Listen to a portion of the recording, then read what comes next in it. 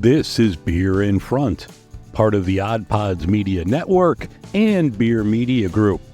Sometimes the beer in front of you is the best one yet. Every week I'll talk to various people around the beer world and get their stories all about beer. That's Beer in Front, and it's coming up now.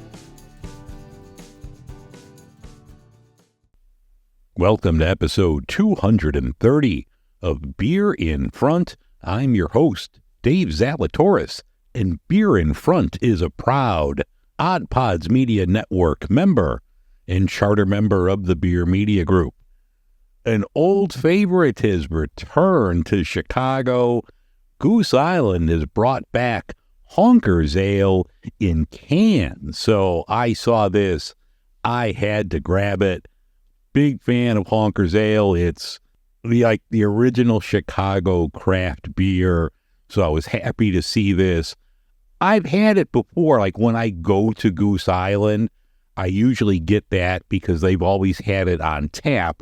It was just no longer available in the retail market. So I was happy to see that it's coming back. I grabbed it. I'll have that a little later in the show. And also, since it's Sober October, I'm going to have the non-alcoholic Black Butte Porter from Deschutes. So all that and much more coming up on this episode of Beer in Front.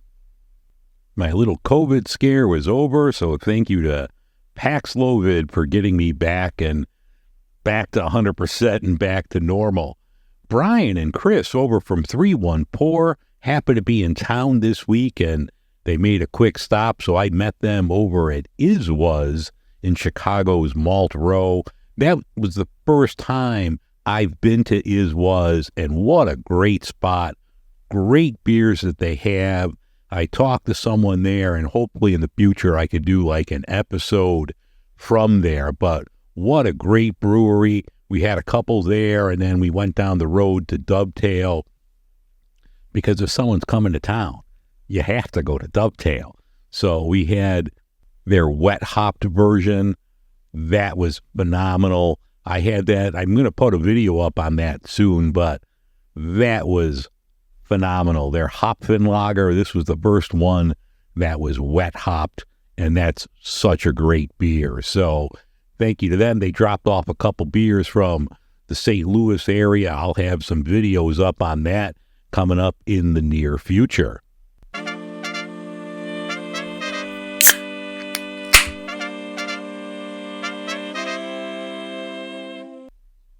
In beer and beverage news, last week was the Great American Beer Festival.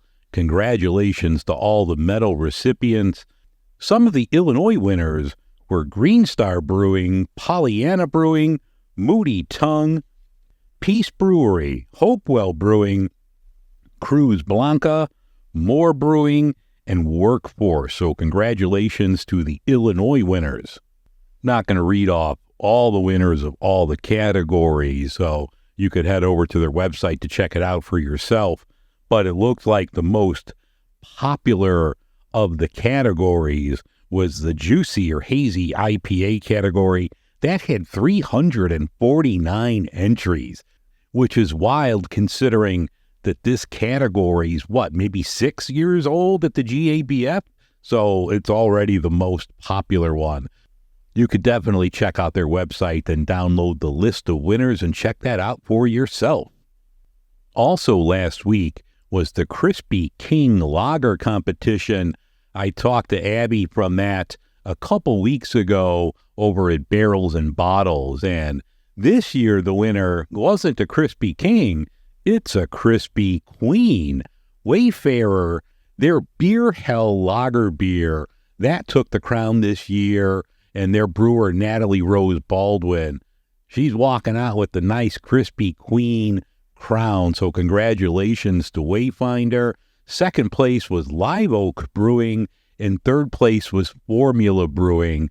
So if you didn't listen to the episode a couple weeks ago, what's wrong with you? Go check it out. Check out the episode with Abby from Barrels and Bottles, and you could find out more about the Crispy King Lager competition.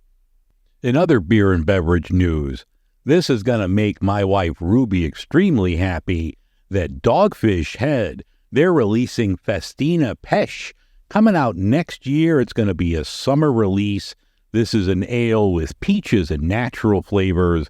This is one of Ruby's favorite beers, so that'll be coming back next year in 2025. AleSmith Brewing out of San Diego, they're coming out with a year-round cider. So that looks pretty interesting. I do like everything AleSmith puts out, so it'll be interesting to try one of their craft ciders when that's out soon. Funky Town, they're going to have something on the 19th. Now, remember last year they won a competition from Samuel Adams, and they're going to have, at the 3-year anniversary party at Pilot Project, they're going to have a collaboration in cans. So if you're in the Chicagoland area, you could check that out at Pilot Project on the 19th of October. Highwire Brewing in Birmingham, they are going to close down, unfortunately. It's said that the impact of the hurricane left Highwire's home in Asheville devastated, so they're going to rebuild in Asheville, but unfortunately, they're going to shut down their Birmingham location. And finally, sad news out of the Chicago area, Temperance Beer in Evanston, they're going to shut down on the 27th of October. They, according to the release that they had on Instagram, they're hopeful that the brand will live on in some form after they close, but there's no details on that. They opened up in 2013, and a lot has changed in the beer world in the last 11 years. So unfortunately, Temperance is going to shut down. If you're in the area, definitely stop by one last time and grab one more Temperance.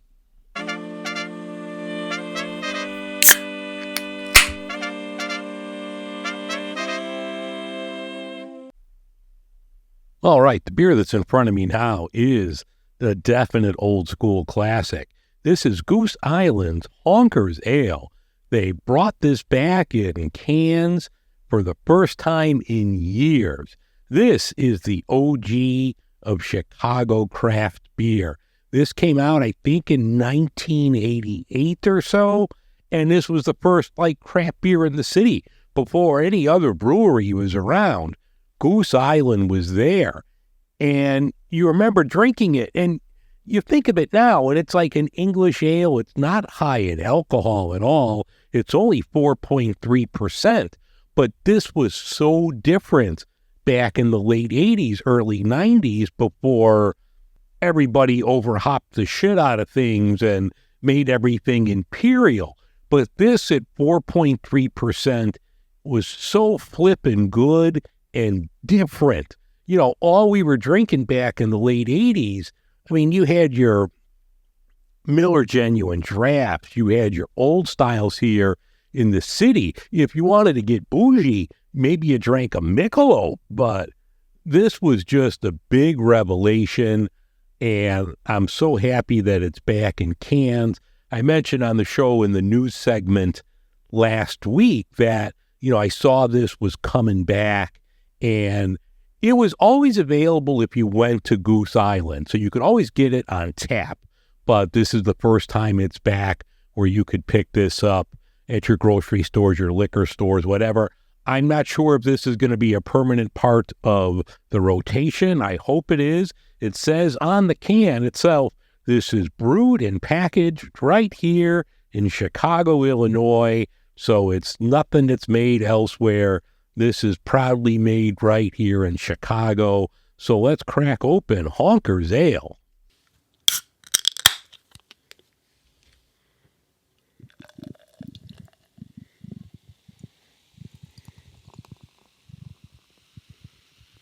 Honker's Ale has a beautiful color, good 3 fingers of foam here. Smells really good. I get a lot of the malts there. I think it smells fantastic. Yeah, that's really good. Good carbonation on there. Good mouthfeel. I mean, everything about this is good. I love the flavors. You get the nice malt flavor, a little bit of bitterness, not a lot, but it's just a crushable beer that you could have all the time. Definitely a lot more flavor than the 4.3. If you see it and you haven't had it, if you're younger and you haven't had it, you see 4.3% and you're thinking, oh, this isn't going to, do a lot. There's a ton of flavor here, really packs a punch. I think it's delicious. Yeah, everything about this is a winner. And, and I'm part of the problem too, is that, 7, 8, 9 years ago, everything coming out was big. Our palates changed from the 80s where you were drinking higher alcohol beers, higher hopped beers, 100 IBUs and some IPA. So a beer like this, you kind of forgot about it and you didn't buy it when it was still available, at the grocery stores or whatever. You kind of forgot about it. It's like, oh, I want a Lagunitas. I want something else. I want a palate wrecker. And you forgot about Honker's Ale, and it's a shame because it was a great beer then. It's a great beer now, 35 odd years later. It's a classic. So if you're in the Chicago area, I would definitely put it in the cart. You could find it at, I saw this at Mariano's, so you could get it there. You could probably get it at Benny's and everywhere else. But Honker's Ale is a winner. Definitely the OG of Chicago craft beer. If you see it, put it in the cart.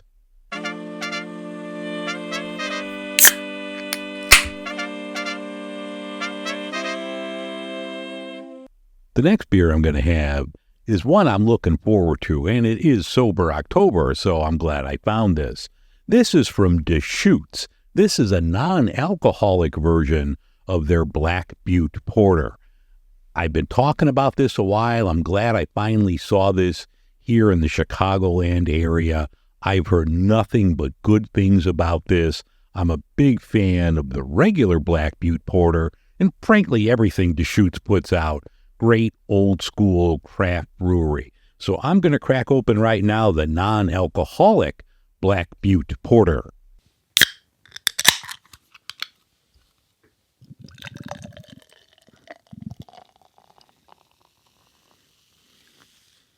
Oh, this is a beautiful color. I mean, looks just like a porter. Good couple fingers of khaki pants looking foam here. Smells really good. You get those nice dark malts. Big aroma here. I like it. It smells great. Has a good flavor. I'm getting kind of a like a metallic, a tinny like aftertaste or something weird with the aftertaste here that I can't say I'm a big fan of. I mean, the can is fine. It's not like it was a dented can or anything like that, but it is a weird aftertaste. Let me have some more of this. I get the chocolate notes and it's decent, but that aftertaste I can't shake. There's something in this that I don't care for, to be honest with you. I mean, the more sips I have of it, it's kind of going away, but I don't know. I think there's any beers out there that I like more than this, and this had a lot of potential, and it could be a bad can. I did pick up a 6-pack of this, so I'll try it again because, well, I have 5 more of these I need to drink, but I don't know, let me have one more sip here. Yeah, something in the aftertaste not sitting well with me. I mean, it's not bad. It has, you get the good roasted malt flavor. It does taste really good for a non-alcoholic beer, but there's something in that aftertaste that I can't shake, and I'm just hoping it's a bad can, and I'll try it again. If I have another one that's really good, maybe I'll do a video review of it or something of that nature, but first glance or first taste of this, I can't say I'm a fan.